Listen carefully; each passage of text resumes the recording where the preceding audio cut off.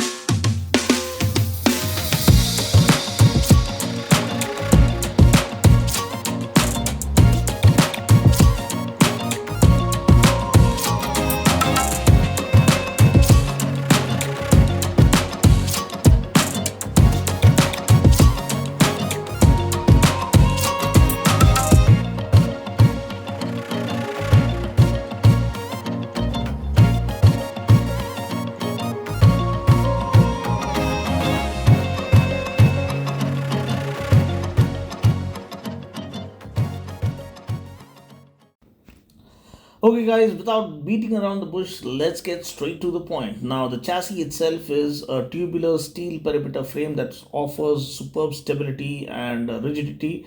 The swing arm, however, is not aluminium, it is fabricated steel, so that is something you need to note. In terms of design, we get LED lighting all around. Design silhouette itself feels like they've added a front fairing, a quarter fairing, or a complete fairing up front, and the tail section almost remains similar to that of the Trident. But the sharpshooter design is pretty much evident, the aerodynamics is pretty much evident, the ability to cut through air. The windshield is well positioned to offer good wind protection. So all this is well sorted in terms of design, and the fit and finish is top notch. The build quality is absolutely brilliant, something that you come expecting when the brand reads Triumph.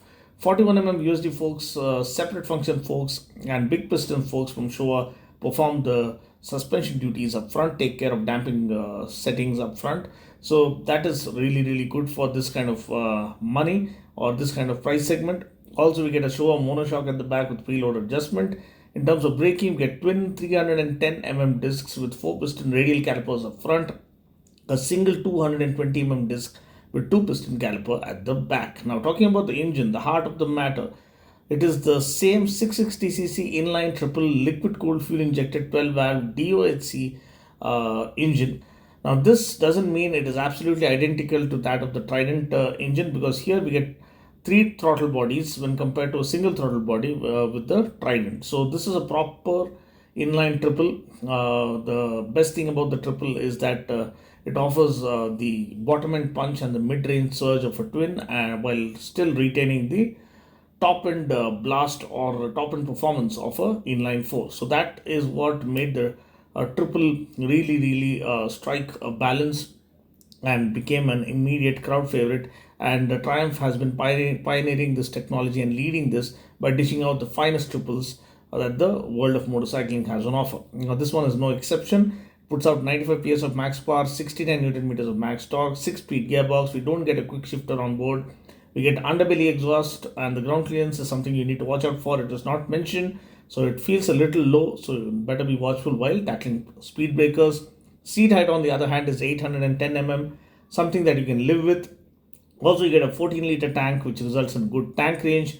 The bike itself feels very small and compact, so this is primarily targeted for average Indian, because for the average Indian will be really happy around 5'6", 5'7".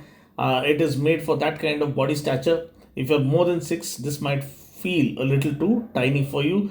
The wet weight still, despite being so compact and so well built, it is still 201 kgs. Let's hope it offers good planted feel while doing triple digit speeds on the highway. Maintenance cost is again well thought out and pocket friendly, because the service interval is once every 15,000 kilometers or once every year. The wheels are cast aluminum, again to save on weight. The tires are Michelin Power 6, one of the finest that we can get, and we get a 120 section tire up front and a 180 section tire at the back. The overall fit and finish, as I told you, is top notch, just what you expect from Triumph. The Speedo console, however, could have been better, because at least they could have given the previous Gen Street Triples Speedo console to make it look a lot more premium.